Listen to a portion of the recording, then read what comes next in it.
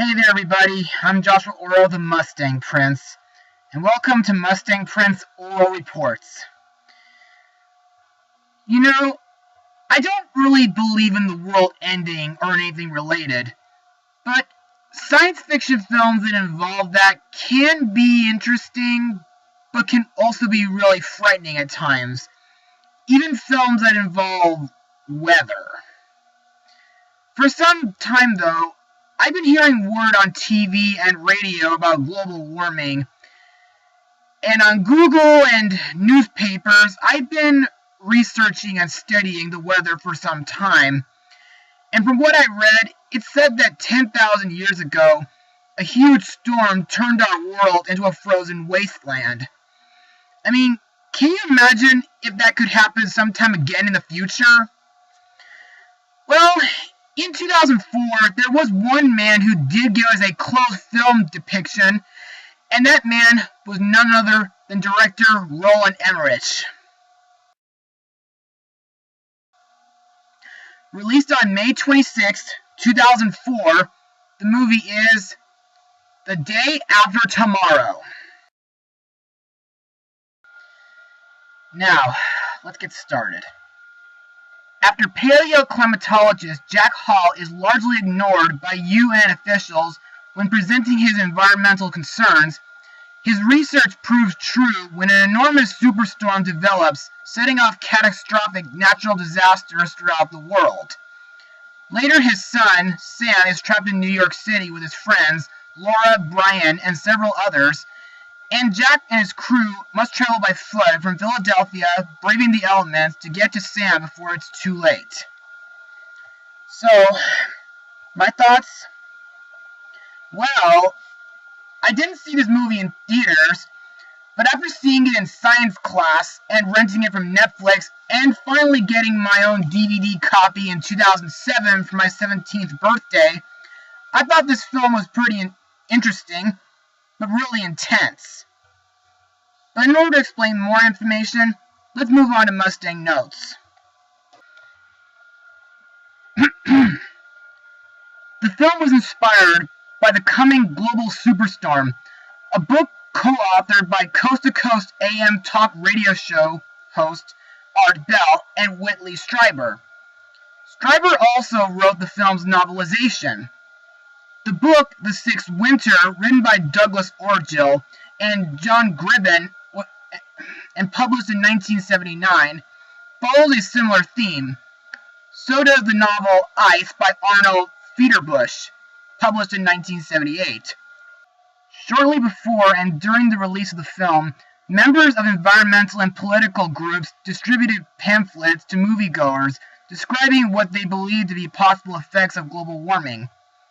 Although the film depicts some effects of global warming depicted by scientists, such as rising sea levels, more destructive storms, and disruption of ocean currents and weather patterns, it depicts these events happening much more rapidly and severely than is considered scientifically plausible, and the theory that a superstorm could create rapid worldwide climate change, which does not appear in the scientific literature. When the film was playing in theaters, much criticism was directed at U.S. politicians concerning their rejection of the Kyoto Protocol and climate change. The film's scientific advisor was Dr. Michael Molitor, a leading climate change consultant who worked as a negotiator on the Kyoto Protocol. Now, while all that stuff was very interesting and also pretty serious, the reason why I say this film is intense is because of all the weather disasters that happen in this film. And trust me, these disasters are nothing like the ones that happened from this. Hurricanes in Egypt! Tornadoes in Toledo! The stuff that happens in this film happened to be snow in New Delhi, India, hailstorms in Tokyo, Japan, a typhoon in Australia, the ocean rising up to 25 feet in Nova Scotia. Even a hurricane they name Noelani happens in this film. Also, tornadoes tear apart the very city I was born in, Los Angeles, California. Seeing that happen in this film scarred me for months. Even in New York it gets crazy. It starts like everyday life, then all of a sudden huge flocks of birds fly away, and the animals at the Central Park Zoo act all scared, pretty much like the upset Pokemon in Pokemon the Movie 2000. Later it begins to rain continuously with thunderstorms, and then it gets worse with floodings, traffic jams, and car accidents. The electricity goes out, and trains and subways are out of service, all of which get followed by a huge tsunami. But things get really worse when it becomes a huge blizzard with an eye in the center of it, which freezes anything it comes in contact with. In fact, there are 3 blizzard vortexes. One over Scotland, one over northern Canada, and the last one over Siberia. And you may be asking, why is all this happening? Well, it's because everyone has gone too far with burning fossil fuels and polluting the environment, which is making global warming melt the northern and southern polar ice caps and disrupting the North Atlantic current. But I'm getting ahead of myself. Besides, the movie can pretty much explain the science better than I can, so let's just move on to the cast. Our main lead, Professor Jack Hall, is played by Dennis Quaid, known for being in the Parent Trap remake from 1998, as well as that stupid Footloose remake from 2011. Now, Jack is a paleoclimatologist who works for the US government. Now, in my eyes, Quaid does a great job playing Jack. He's smart, and he does make sense when it comes to explaining science.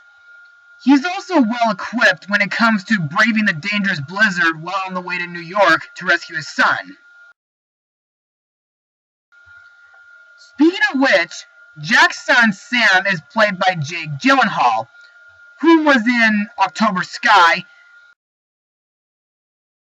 as well as the Donnie Darko franchise. Sam is part of the decathlon team who's competing in New York City. Sam, in my opinion, is a very memorable character too. He's very well educated, and he's a quick thinker. Also, in my opinion, Sam kind of reminds me of myself. You see, earlier in the film, he mentions the reason why he failed calculus was because he didn't write out the solutions. I mean, I used to do that a lot in my pre-algebra classes in high school and college.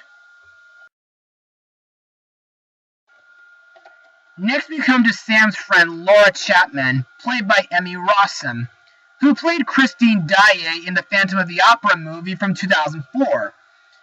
And Bulma, the no-nonsense bitch from the stupid Dragon Ball Evolution movie. She also happens to be Sam's love interest.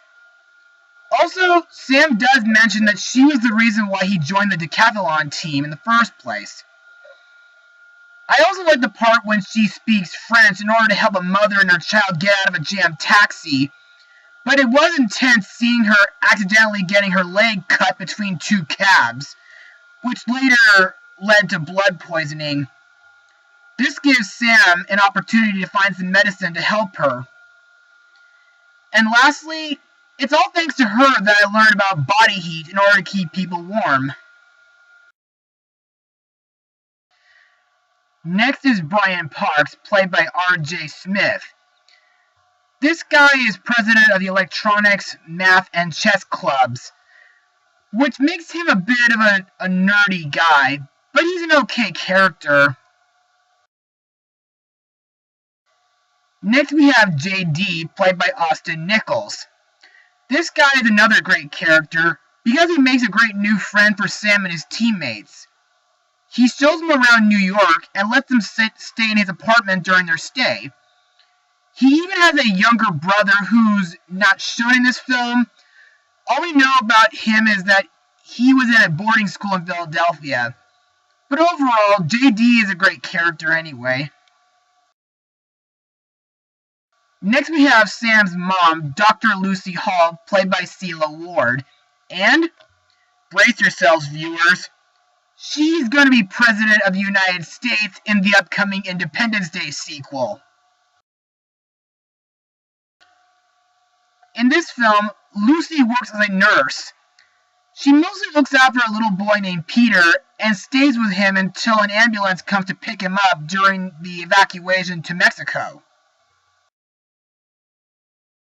Next up is Professor Terry Rapson, played by Ian Holm, who was an older Bilbo Baggins in Peter Jackson's Lord of the Rings and Hobbit franchises, as well as voicing Chef Skinner in Pixar's Ratatouille. Rapson is in charge of the Headland Center in Scotland. Rapson seems to be the only scientist who believes in Jack's prediction. In fact, Rapson does give Jack a call twice in this movie. The first time to tell him that the North Atlantic current has been changed because several of their buoys register a 13-degree drop in surface temperature, and the other time to tell him about the helicopter crash in Scotland during the superstorm freezing everything the eye touches. He even asks Jack to analyze the storm's data. Next we come to Jack's crew members. Jason Evans, played by Dash Mihawk, and Frank Harris, played by J.O. Sanders. Frank has been working with Jack for a long time and has been watching his back. However, it was sad seeing him meeting his death by falling into an abandoned shopping mall.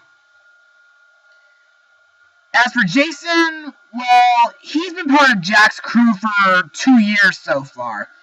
He happens to be the only one in the group who knows how to navigate with a GPS.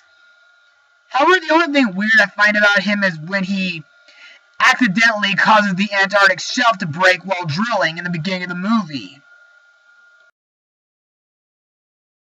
We also have Janet Takata, played by Tamlin Tomita. Janet is a NASA specialist who receives data from the space station that orbits Earth. She even helps Jack and his crew with analyzing the weather data. Next we come to President Blake, the President of the United States, played by Perry King. Now, he doesn't get that many scenes, but what he does in this film is suspend air traffic, and later, after Jack briefs him while explaining his results to the administration, he agrees to go with Jack's plan to evacuate everyone from the southern states to Mexico. He even makes a deal to forgive all Latin American debt in exchange for opening the U.S.-Mexico border. However, sadly he doesn't manage to get there due to his motorcade getting caught in the storm.